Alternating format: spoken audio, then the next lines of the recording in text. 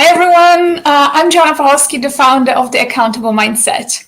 And today we are going to be talking about accountability. So this is the weekly session about topics that are brought out by the community members. And accountability is one of them, one of those that really come up recurrently. And today's topic is in the context of accountability about how to 10x your accountability. So welcome. Do let me know in the course of the live if you have any questions, if anything resonates with you in particular, because it can be quite an emotive topic. And many people I speak to have had very diverse experiences with accountability from the very, very good, where it has really helped them to excel and achieve a goal faster and better, to really not so great experiences where accountability actually has been quite counterproductive in terms of what they try to achieve. So hi, let me know how this topic resonates with you, and why you're here, why this is something that you care about, why accountability matters to you. And in the meantime, I'm going to start sharing what I would like to cover. So first of all, when you go to Google, and I've just checked it again today, but when you go to Google and type in accountability and look at the keywords that people look for in that context, in context of accountability, most people actually want to know what is the definition of accountability. What does it actually mean? And that's quite interesting because this seems to be consistently the case that people want to know what is actually accountability. And when you think about what it means to you, there's also a broad definition of what accountability stands for. In most cases, it means that someone is taking an action, is stepping forward, being proactive, making a decision. And this is also accepting all the consequences, the positive and negative ones there might be, of that action, that decision they are making, the action they are taking. And that's quite important. So it's someone who puts themselves in front of others and really makes it very clear where they stand, what they want to do, and how they want to do it. So this is really what accountability is all about. And when we talk about this topic, I mentioned already it's quite emotive. So it's always interesting to know, where do you stand? What are your experiences with accountability? Because I've been speaking to people who had very good ones and not so good ones. So it's very interesting for me to know, if you want to type in as well, what your experiences have been with accountability and how it has helped you, or maybe actually hindered you to achieve what you wanted to achieve at that point in time. So there are a few themes that run through as well. So recurrently, I've also heard in the context of accountability, if someone wants something enough, they don't need any additional accountability support. So wanting something enough makes up for any other support mechanism around accountability. Just the want and the will really makes up for everything else. So it's always interesting for me to see what people think about that particular statement, and I come to what I think about it in a moment as well. For me, successful accountability is really a framework. It is a way of when someone has a goal or an objective, made a decision, are taking an action. Accountability as a framework supports them in either achieving their goal faster or better, or maybe at all. So accountability really helps to deflect some of the noise we face every single day, whether it's distractions or it is procrastination. And I mentioned before, procrastination is actually not doing nothing. Procrastination actually means doing something different from what we actually should be doing at that point in time. So accountability, to my mind, in an ideal world, means really that it helps us to achieve our goal. It supports us despite all the challenges, distractions we might be facing and we will be facing every single day. So it's a very positive concept. And I like to compare it to to the compound interest effect. So I don't know if you know about it, but Albert Einstein actually called the financial compound interest the eighth wonder of the world. So basically what it means that if you have, let's say, £10, $10, whatever it might be, and you leave them somewhere where it can get good interest on it every single year, and you don't withdraw the money, every year the interest that is being paid is on the basic amount that you put in. So let's say £10, $10, plus the percentage of interest that was added on in the previous year. So over time, this can amount to quite a significant increase on that amount, just because the interest gets added to the previous amount. So the added interest every single year is for a much higher amount than the previous year without you doing anything, adding anything to that amount. And I like to use that as a reference to how compounding actions work as an effect, and how accountability can help to really compound these actions over time to get a result much faster, a much better result, and in a much more straight line than it would be otherwise. So I think that really translates well from the financial world, where we get interest to the compounding actions and how accountability can help. So there are, however, challenges. So despite accountability being potentially quite straightforward, there are challenges with how accountability works, and challenges why people don't find it that easy to implement and stick to. So first of all, not everyone knows where to start with accountability. So they think there might be only one way of doing it. For example, it's 0 and 100, and they are not necessarily, this is not necessarily a way that works for them to be accountable. Another reason why accountability might not work for someone is because they believe they've tried it all before, they've seen it all, and actually none of them are relevant or work for them. So it's really about looking what other ways there are, what different options and support mechanisms there are around accountability to help someone to achieve the goal.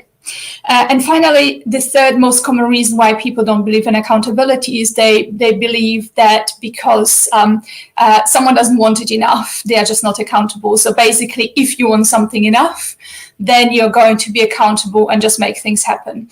And while this might work for some people, the reality for most of us is that with all the distractions that we're facing every day, the challenges that we're facing, it's just not that straightforward. And that accountability framework that we put in place is helping us to stay on track and achieve a goal or achieve it faster. What that accountability works can be quite, which accountability works for you can be quite different. And from the different conversations I've had with clients and just talking to people in general, it's quite obvious that accountability sometimes can be a bit one-dimensional. And some people told me they've been even shouted at by the accountability person, whoever that might have been. And that's obviously definitely not the way to motivate someone and support someone. Well, it works for some people, but for most of us, probably it might be a bit one-dimensional and not get the best result and the best out of us. So what I have done is I've looked actually at the many ways how accountability can work and can be implemented. And if you have any questions, do let me know. So what I want to share is the accountability checklists that I have pulled together based on working with hundreds of people over the years. And I hope you can see that now.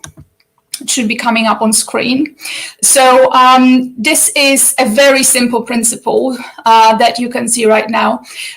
So first of all, it's all about accountability. Works always in relation to a goal, something you want to achieve, somewhere where you're heading. Whether this is about growing the business to a certain size and revenue, whether this is about achieving a promotion, whether this is about losing weight or maybe learning a skill, there has to be a goal, because this is making it much easier to remember the reason why we are putting that accountability framework in place, and then also want to really stick with it over time. So in principle, there are three types of, I call them fail-safes. So different types of small actions or activities we can put in place to help us stay on track and be accountable. And in my view, you can leverage either other people to help or processes that you put in place, or the environment in general to help stay on track and work towards that goal. So in terms of leveraging people, someone said to me, this sounds a bit crass, but actually what it means is that you work with someone, with a person. It could be a mentor, a coach, an accountability buddy, someone who really can help or pursues the same interest, has the same mindset. And you work with them, and effectively that working accountability relationship really helps to stay on track, because both of you are pursuing the same goal. So you support each other, but also hold each other to account in a way really where you also pull each other up if something isn't happening the way it should. So that starts with actually being very transparent. So everyone who knows me knows that, for example, on a Tuesday night, I'm here doing a live. So there is, if I didn't show up, that's really not an option for me, because that's what I do on a Tuesday. Then also, you can team up with an accountability partner or buddy, also with someone who's pursuing a similar goal. So one of the things a friend of mine has been doing is participating in a running group. So every once a week, I think they do it. They get together at a certain place at a certain time and run together. And there's just this is a really cohesive group where people support each other, not just around the process of running, which is what they want to do to stay healthy, but actually they talk then about diet, and they talk about, the challenges, and really support each other that way. And nobody wants to let the others down, so they really show up. So there's the positive peer pressure, if you like, that works from an accountability point of view.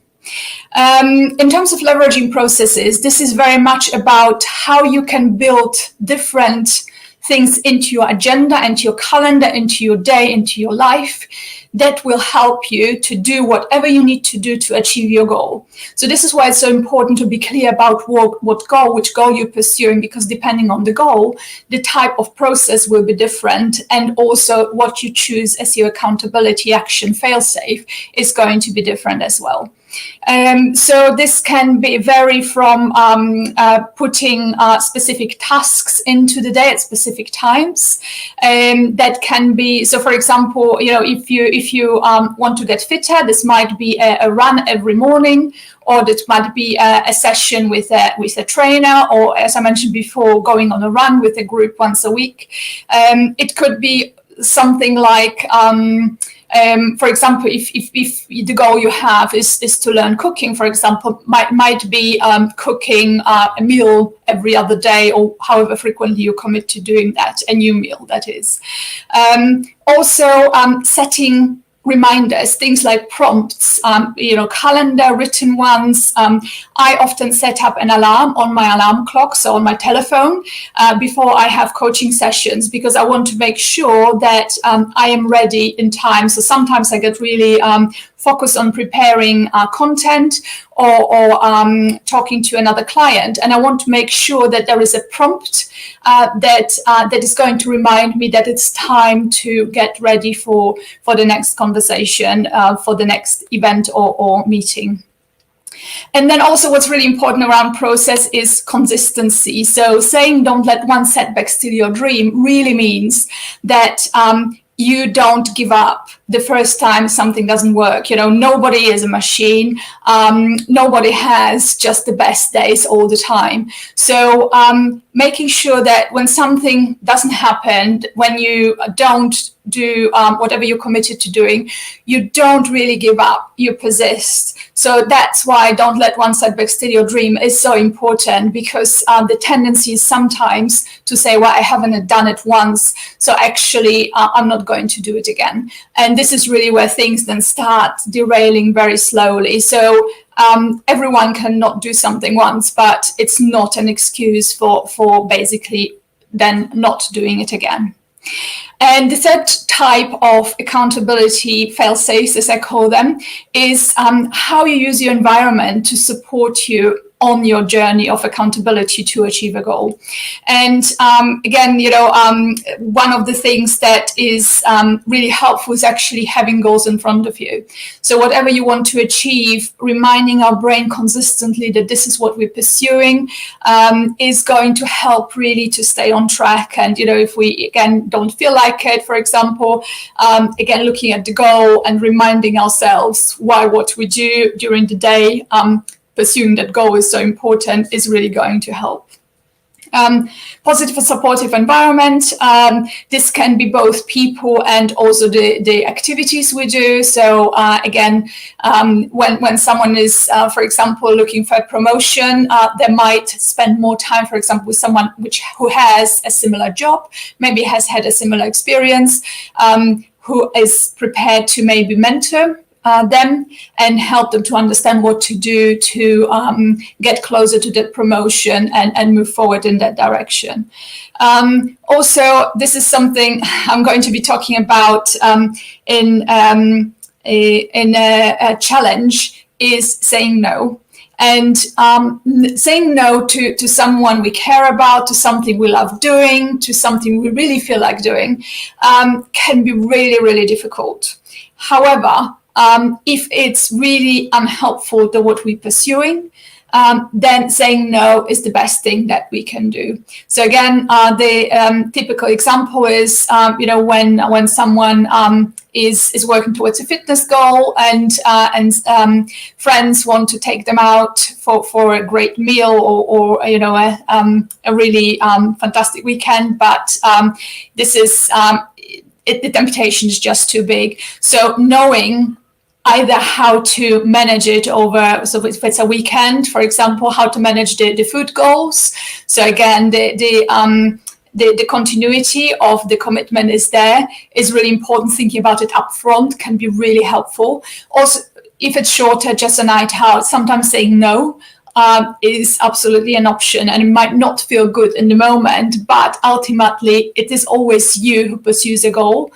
And it is going to be you who also suffers the consequences of not continuing on the journey that you're on. No one is going to suffer those consequences for you normally. So consider this, that no can be very powerful word, especially when said after careful consideration. So this is the accountability checklist that's really meant to help different people who have different approaches to accountability, find different types of accountability helpful. And what I always suggest is to have a look at, if you want to use the checklist, to have a look at it. And first of all, see what you already have in place. You might be surprised, actually, in relation again to your goal, you might be surprised how many activities, fail-safes, you've already put in place, and have a look at them, see how they fall into these three broad categories. And what's important is to make sure that ideally you have to start with at least one accountability commitment in each of the three categories. And this is, again, because they are different and they complement each other, it tends to make it more helpful as a framework for accountability to then help you to achieve your goal. And once you have embedded whichever three you choose, it is really good to also add a second one. So from each category to add a second one of those elements, of those fail-safes, because they are going to help to support you further. So if something happens and, for example, your accountability partner but is not available, if you're working with people in that category, then you have a second one, such as, for example, maybe joining a group that week to make sure that you still have that accountability action and fail-safe in place to help you continue on your journey to your goal. And then finally, so the first step was to look at what you already do. Then the second step was to find one and then two elements, fail-safes in each of the three categories. And then the third one is to make your commitment stick.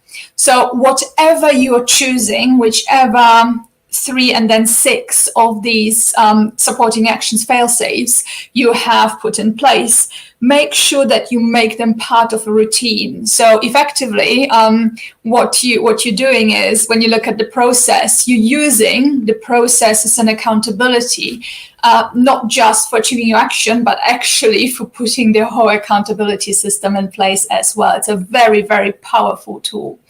And this means putting it in your diary, putting it in your calendar, putting it in your emails, auto messages. There's lots of different ways, making sure that if you have an accountability buddy or partner, they contact you as well if you're not, if you're late maybe, or if there's a challenge. So really making sure that it's embedded in your routine, in your calendar. You keep that time for that commitment free, or make sure that this is something that's definitely going to happen.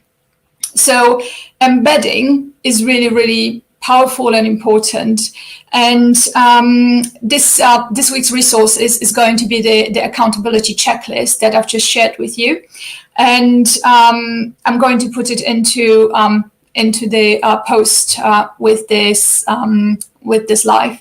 And also there's one question that I've seen that has been asked recurrently in the group and it's been posed to myself as well. And that's where someone has had a bad or really bad experience even with accountability. And they are really quite concerned or wary or not very motivated maybe to try it again and take up any of these accountability opportunities to actions or fail-safes. They don't believe it's really going to help them or work for them.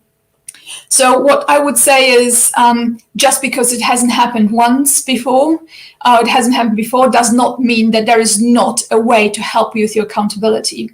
And the reason why it's worth trying again is, I'm going back to what I said before,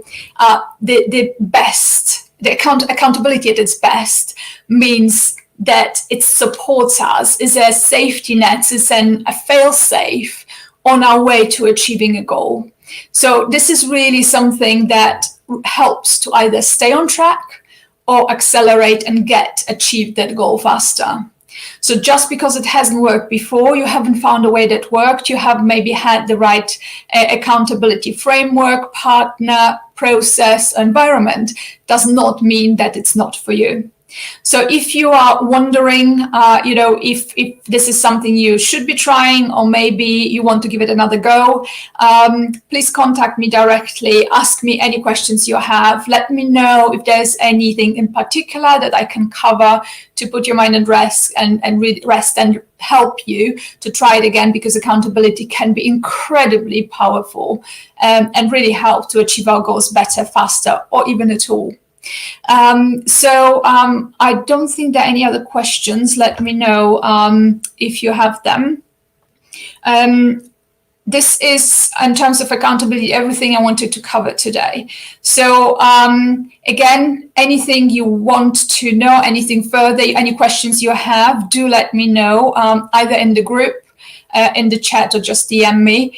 And let me know also how you find in the checklist, the accountability checklist, if there's any feedback you have from using it, how it works for you, how it helps you achieve your goals. And if there are no questions, thank you so much for being here and joining in today. And also, I look forward to seeing you next time. Thank you so much and have a lovely rest of the day.